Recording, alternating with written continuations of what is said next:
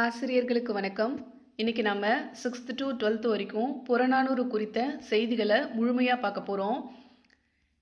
இது செய்யுள்களில் முக்கியமாக இருக்கிற பாடல் வரிகளும் இருக்கும், புறநானூறு குறித்த செய்திகளும் இதில் இருக்கும். அது மட்டும் இல்லாமல் இப்போ செய்யுள்களில் நமக்கு பாடல்கள் கொடுத்துருப்பாங்கல்ல, அதில் முக்கியமான வரிகள், ரிப்பீட்டான வரிகள் அதுவும் இதில் இருக்கும். அது மட்டும் இல்லாமல் எக்ஸாமில் ஓல்டு கொஷின் பேப்பரில் கேட்டிருக்கிற முக்கியமான கேள்விகளும் இதில் இருக்கும். சரிங்களா? இந்த ஒரு வீடியோ புறநானூறு குறித்த முழுமையான தகவல்களை உங்களுக்கு ஒரே இடத்துல தரக்கூடியதாக இருக்கும். வீடியோவை மேக் பண்ண எனக்கு 2 days டைம் எடுத்துச்சு. ஏன்னா ஸ்கூல் புக் எல்லாம் ரெஃபர் பண்ணி இந்த வீடியோ எடுக்கிற மாதிரி இருந்துச்சு. நமக்கு 10 பாட்டு 8 தொகையில் அதிகமாக நம்மளை கேட்கக்கூடிய கொஷின்ஸ் புறநானூறில் இருக்கும். சரிங்களா? அதனால தான் நம்ம ஃபஸ்ட்டு புறநானூறுவை எடுத்துகிட்டு வந்தோம். மறக்காமல் எல்லாரும் ஒரு லைக் போட்டு ஹைப் கொடுத்துட்டு வீடியோ பார்க்கலாம். சரிங்களா? புறநானூற்றை முதலில் பதிப்பித்து வெளியிட்டவர் U. Ve. Sa. 1894. The 400 Songs of War and Wisdom and an anthology of poems from classical Tamil, the Purananuru என்று புறநானூரை பற்றி கூறியவர் யார்? George L heart. ஆக்சுவலாக இந்த ஆந்தாலஜி அப்படின்னா என்னென்னா தொகுத்து வழங்குதல். அதாவது நான் அந்த புறநானூரில் இருக்கிற பாடல்களை தொகுத்து கூறினவர் அப்படின்றத தான் இங்கே சொல்கிறாங்க. இந்த கூற்றை சொன்னது யாருன்னா ஜார்ஜ் எல் ஹார்ட். கடலுள் மாய்ந்த இளம்பெரு வழுதி இயற்றியுள்ள பாடல்கள் புறநானூற்றில் எத்தனை உள்ளன? இவர் பாடினது பார்த்தீங்கன்னா புறநானூரில் 1 இருக்குது, பரிப்பாடலில் 1 இருக்குது. யாரோடதுன்னா கடலுள் மாய்ந்த இளம்பெரு வழுதி. புறநானூறு பாடலின் வகை. புறநானூறு எந்த வகையான பாடல்களை கொண்டதுன்னா அகவற்பா. புறம்பாட்டு என்று வழங்கப்படும் நூல். இது ஒரு முறை எக்ஸாமில் கேட்டிருந்தாங்க. ஆனால் பிஇஓ எக்ஸாமில் குரூப் 4ல் கேட்டிருந்தாங்க. எதுனா புறநானூறு. தமிழர்களின் வரலாறு, பண்பாடு ஆகியனவற்றை அறிய உதவும் நூலாக திகழ்வது. இந்த கொஷின் இம்பார்ட்டன்ட், அடிக்கடி கேட்ட கொஷின் இதெல்லாம். புறநானூறு. தமக்கென முயலா நூன்றால் பிறக்கென முயலுனர் உண்மையானே. காவற்பெண்டு. இவர் ஒரு பெண்பார் புலவர். சரிங்களா? நெல்லும் உயிரன்றே நீரும் உயிரன்றே. இதெல்லாம் புறநானூரில் வர வரிகள். ஈன்று புறந்தருதல் என் தலைக்கடனே. ஔவையார் பாடிய பாடல்கள் இடம்பெற்றுள்ள நூல். ஔவையார் பல பாடல்கள் பாடியிருக்காங்க. அவங்களோடது எதில் இடம்பெற்றிருக்குன்னு கேட்டிருக்காங்க. அது புறநானூறு, நற்றிணை, குறுந்தொகை. இது ஒரு கணக்கும் இருக்குது. புறநானூரில் எத்தனை பாடல்கள் பாடியிருக்காங்க, நற்றிணையில் எத்தனை பாடல்கள் பாடியிருக்காங்க அப்படின்ற கணக்கும் இருக்குது. அது பின்னாடி நமக்கு வரும். சரிங்களா? ஆனால் இதை நோட் பண்ணி வச்சுக்கோங்க. நமக்கு இந்த மாதிரி கொஷினை பொருந்தாதகளில் கேட்கலாம். ஔவையார் பாடிய பாடல்கள் இடம்பெறாத நூல் எது அப்படின்னு சொல்லி கொடுத்துட்டு இந்த இடத்துல வேற ஏதாவது 10 அகநானூறு அந்த மாதிரி கொடுத்துட்டு கேட்டாங்கன்னா நமக்கு அதுவும் தெரியணும். அதுக்காக தான் இந்த மாதிரி கொஷின் கொடுத்துருக்கேன். களிறு எரிந்து பெயர்தல் காலைக்கு கடனே. களம் தந்த பொற்பரிசம் கழித்தோணியால் கரை சேர்க்குந்து. நலியிரு முன்னீர் நாவாய் ஓட்டி வழித்தொழில் ஆண்ட உறவோன் மருக. இது நாம் எங்கேயோ பார்த்த மாதிரி இருக்கா? எங்கன்னு கரெக்டாக சொல்லுங்க பார்ப்போம். எந்த கிளாஸில் பார்த்தோம்? இதை சொன்னது யாருன்றதும் சொல்லுங்க. சரிங்களா? ஏன்னா இது நம்ம படிச்சிருக்கோம். சங்க காலம் படிக்கும்போது இதை படிச்சிருப்போம். சரிங்களா? நெக்ஸ்ட் பார்க்கலாம். தமிழ்கெழு கூடல். இதுவுமே நம்ம படிச்சது தான். சங்க காலத்தில் நம்ம படிச்சிருப்போம். செல்வத்து பயனே ஈதல் துய்ப்போம் எனில் தப்புன பலவே. இது எல்லாமே புறநானூரில் வர பாடல் வரிகள். இதெல்லாம் பார்த்தீங்கன்னா ரொம்ப இம்பார்ட்டண்டான பாடல் வரிகள். அதனால நோட் பண்ணி வச்சுக்கோங்க. நீண்ட நாள் வாழ செய்யும் அமிர்தத்தை ஒத்தோர் அரிய நெல்லிக்கனியை தான் உண்ணாது அதியமான் ஒடியை வைத்து. இந்த மிகுந்த செய்தியை கூறும் நூல் எது?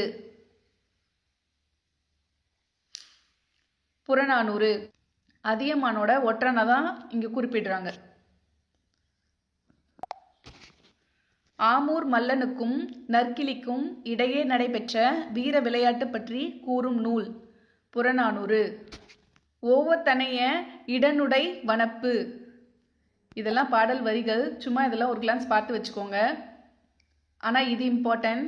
பாய்மர கப்பல்களில் பயன்பட்டது கூட பாய்தான் என்று கூறும் நூல் புறநானூறு. கூம்போடு மீப்பாய் கலையது. கூம்போடு மீப்பாய் கலையாது. நல்லியால் மறுப்பின் மெல்ல வாங்கி. இந்த வரிகள் ஞாபகம் இருக்குங்களா? நல்லியால் மறுப்பின் மெல்ல வாங்கி. இது ஆக்சுவலாக இதையும் நம்ம பார்த்தது தான், சங்க காலம்ல பார்த்துருப்போம். நல்லியால் மறுப்பின் மெல்ல வாங்கி பாணன் சூடான் பாடினி அணியாள் அப்படின்னு நம்ம பார்த்துருப்போம்ல.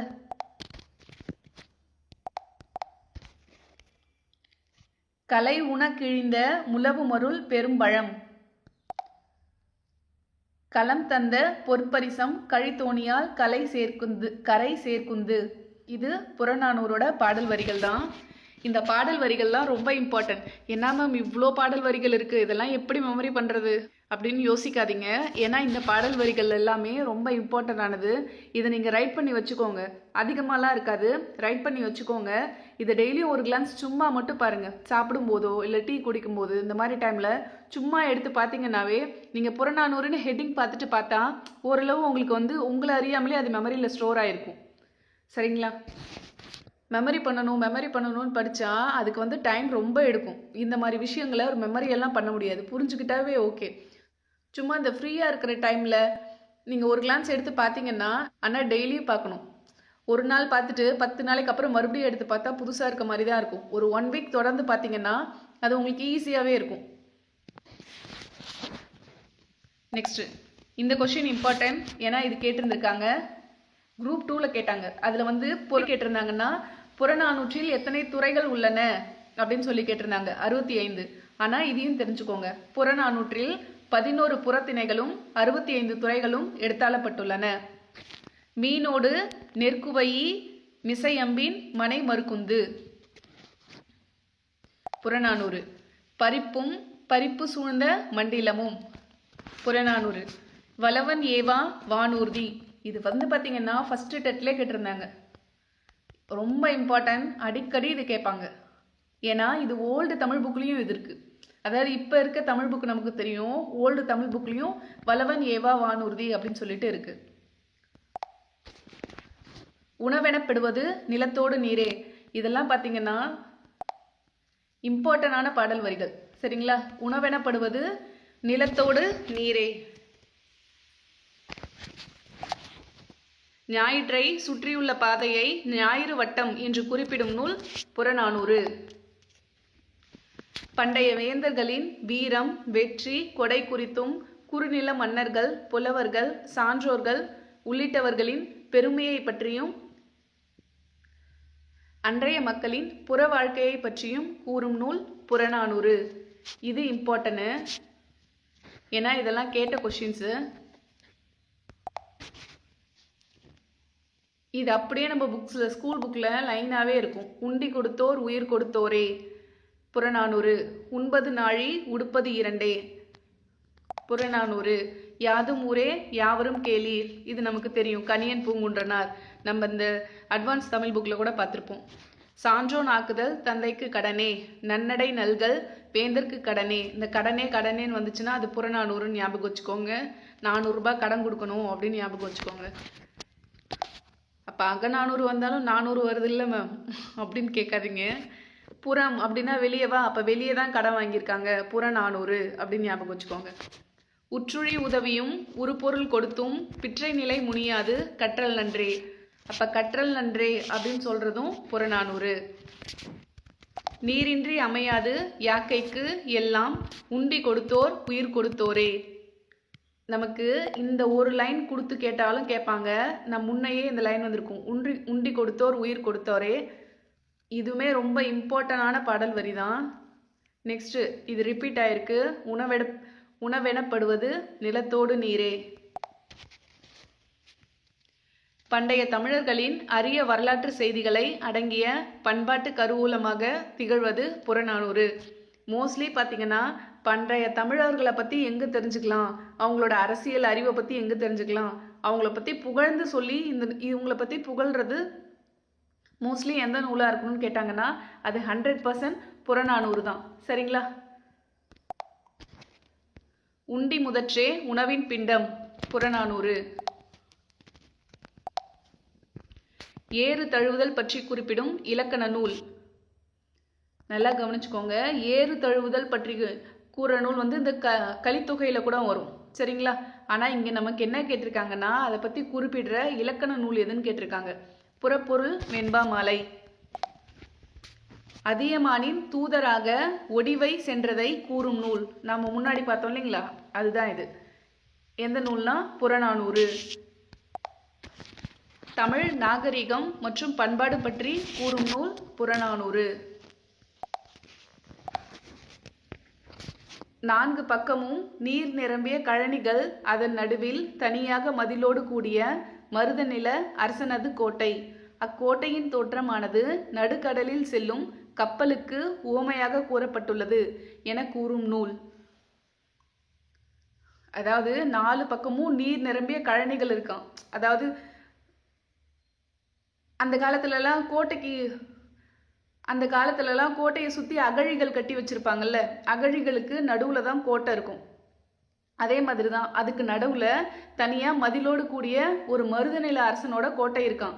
அந்த கோட்டையை வந்து எதுக்கு எக்ஸாம்பிளாக சொல்கிறாங்களாம்? நடுக்கடலில் கப்பல் போகுது இல்லைங்களா, அதுக்கு உண்மையாக சொல்கிறாங்களாம். இப்போ நடுக்கடலில் கப்பல் போச்சுன்னா எப்படி இருக்கும்? சுற்றி தண்ணி இருக்கும், நடுவில் மட்டும்தான் கப்பல் இருக்கும். அதே மாதிரி தான் அவனோட கோட்டை தண்ணிக்குள்ளே சுற்றி தண்ணீர் இருக்குது, உள்ள அவனோட கோட்டை இருக்குது அப்படின்னு உவமையாக சொல்கிறாங்க.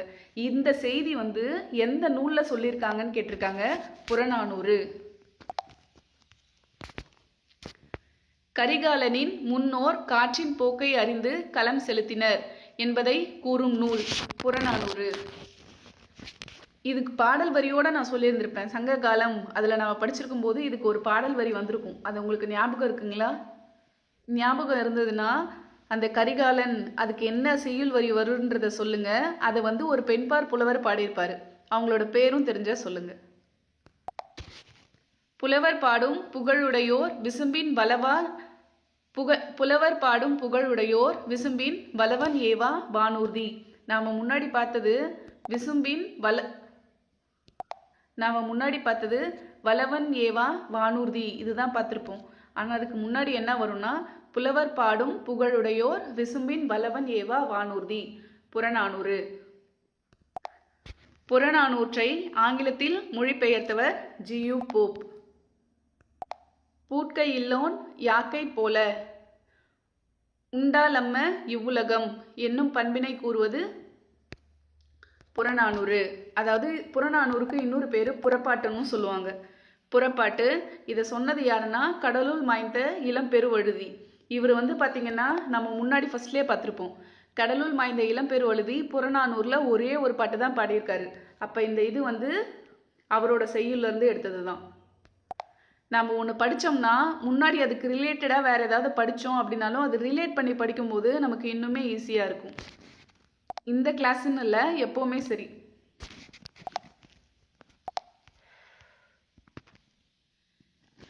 இமயத்து கோடு உயர்ந்தன்ன தம் இசை இங்க இட்டு வரும். நட்டட்டு தீய யாக்கையோடு மாய்தல் தவத்திலேயே இதுவும் புறநானூறு தான். கலியியல் யானை கரிகால் வளவ புறநானூறு. விருந்தினருக்கு தானியம் எதுவும் இல்லாத நிலையில் விதைக்காக வைத்திருந்த திணையை விருந்தாக படைத்த செய்தி இடம்பெற்ற நூல் புறநானூறு. இது 10th புக்ல இருக்குன்னு நினைக்கிறேன். குரல் உணங்கு விதை திணை உரல்வாய் பெய்து. இதை கவனிங்க. நேற்று வந்த விருந்தினரை பேணுவதற்கு பொருள் தேவைப்பட்டதால் இரும்பினால் செய்த பழைய வாளை அடகு வைத்தான் தலைவன் என்ற செய்தி இடம்பெற்றுள்ள நூல் புறநானூறு. இதெல்லாம் இம்பார்ட்டன்ட், அதனால கண்டிப்பா நோட் பண்ணி வச்சுக்கோங்க. நெருணை வந்த விருந்திற்கு மற்றுத்தன் கல்வியை போற்றும் காலம் புறநானூறு. மாசர விசித்த வார்ப்புரு வல்பின் புறநானூறு. இது இம்பார்ட்டன்ட், இது ஒரு டைம் கேட்டிருந்தாங்க. குரூப் 4ல். நீரெறிய வரியா கரகத்து, இது ஆக்சுவலாக அந்த கரகம், அந்த கூத்து பாடல்கள் அந்த லெசன் பார்த்துருப்போம்ல, அதில் வருது. இந்த கரகம்ன்ற சொல்லு இடம்பெற்றது, அதாவது புறநானூரில் இருக்குது அப்படின்னு சொல்லுவாங்க.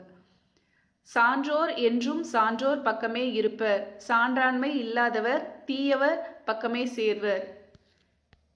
இந்த கருத்து கூறுனது நூல் எதுனாலும் புறநானூறு. பொன்னும் துகிரும் முத்தும் மன்னிய மாமலை, புறநானூறு. களிறு எரிந்து பெயர்தல் காலைக்கு கடனே, புறநானூறு. தமிழகத்தின் வடக்கெல்லையை வேங்கட மலையாகவும் தெற்கெல்லையை குமரி முனையாகவும் குறிப்பிடும் நூல்கள் எதுனா சிலப்பதிகாரம், புறநானூறு. நாம் இதுக்கு முன்னாடி தொல்காப்பியத்திலும் இந்த சென்டென்ஸ் பார்த்துருப்போம். தமிழகத்தோட வடக்கெல்லை வந்து வேங்கடமலை அப்படின்னு சொல்லிட்டு நம்ம படிச்சிருப்போம். சரிங்களா? இது எல்லாத்தையும் கரெக்டாக நோட் பண்ணி வச்சுட்டு கிளியராக படித்து வச்சுக்கோங்க. எரியார் எரிதல் யாவனது எரிந்தோர் எதிர் சென்று எரிதலும் செல்லோன் என்னும் பாடல் இடம்பெற்ற நூல் எது? புறநானூறு. இந்த பாடல் வரியை சொன்னது யாருன்னா ஆவூர் மூலங்கிழார். இம்மை, இதுக்கு வந்துட்டு நீங்கள் செய்யுள் வரிகள் படிச்சிருப்பீங்க. இதுக்கு வந்துட்டு நீங்கள் செய்யுள் வரிகள் படிச்சிருப்பீங்களா? அதில் நான் ஷார்ட்கட் கூட சொல்லியிருந்திருப்பேன். இம்மை செய்தது மறுமைக்கு ஆம் என்னும் அறவிலை வணிகன், புறநானூறு. பெருஞ்சாத்தனின் பெருமையை கூறுவது புறநானூறு. வலி திரி தரு திசையும் வரிது நிலையிய காயமும் என்ற புறநானூற்று பாடலின் ஆசிரியர் உறையூர் முதுக்கண்ணன் சாத்தனார்.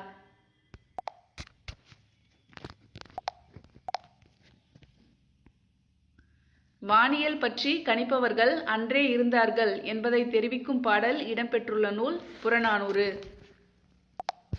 வானியலை பற்றி கிளியராக கணிக்கிறவங்கலாம் அன்னைக்கே இருந்தாங்க அப்படின்றத சொல்கிற பாடல் எதில் இருக்குன்னா புறநானூறில் இருக்கான். இடுகவென்றோ சடுகவென்றோ படுவழி படுக இப்புகழ் வெய்யோன் தலையே, புறநானூறு. உற்றுழி உதவியும் ஒரு பொருள் கொடுத்தும் உற்றுழி உதவியும் உரு பொருள் கொடுத்ததும் பிற்றே நிலை முனியாது கற்றல் நன்றே, புறநானூறு. புக்கில், இது ரொம்ப இம்பார்ட்டன்ட். புக்கில் என்னும் சொல் இடம்பெற்றுள்ள நூல் புறநானூறு. ஔவையார் பாடிய பாடல்களின் எண்ணிக்கை, இது நம்ம முன்னே பார்த்தோம் இல்லைங்களா? ஔவையார் பாடிய பாடல்களோட எண்ணிக்கை பின்னாடி வரும்னு, அதுதான். ஔவையார் வந்துட்டு அகநானூரில் 4 பாடல் பாடியிருக்காங்க, குறுந்தொகையில் 7 பாடல் பாடியிருக்காங்க, நற்றிணையில் 7, புறநானூரில் 33. சரிங்களா? மொத்தமாக 59 பாடல்கள் பாடியிருக்காங்க. புலி சேர்ந்து போகிய கல்லலை போல ஈன்ற வயிறோ இதுவே, இதை பாடினது யாருன்னா காவற்பெண்டு. காவற்பெண்டில் வந்து நம்ம 2 எக்ஸாம்பிள் சொல்லியிருப்போம். முன்னாடி ஒன்று சொல்லியிருக்கோம், இது ஒன்று சொல்லியிருக்கோம். நோட் பண்ணிக்கோங்க. குரல் உணங்கு விதை திணை உரல்வாய் பெய்து, நேற்று வந்த விருந்தினரை பேணுவதற்கு பொருள் தேவைப்பட்டதால் இரும்பினால் செய்த பழைய வாளை அடகு வைத்தான் தலைவன் என்ற செய்தி இடம்பெற்றுள்ள நூல் Purananuru. Extract from the Purananuru and Purapporul Venbamalai என்னும் தலைப்பில் புறநானூற்றை ஆங்கிலத்தில் மொழிபெயர்த்தவர் ஜியு போப். எட்டுத்தொகை நூல்களுள் புறப்பொருள் இலக்கியங்கள் என்ன? எட்டுத்தொகை நூல்களில் புறப்பொருள் சேர்ந்த நூல்கள் என்னென்னலாம் இருக்குன்னா பதிற்றுப்பத்து புறநானூறு.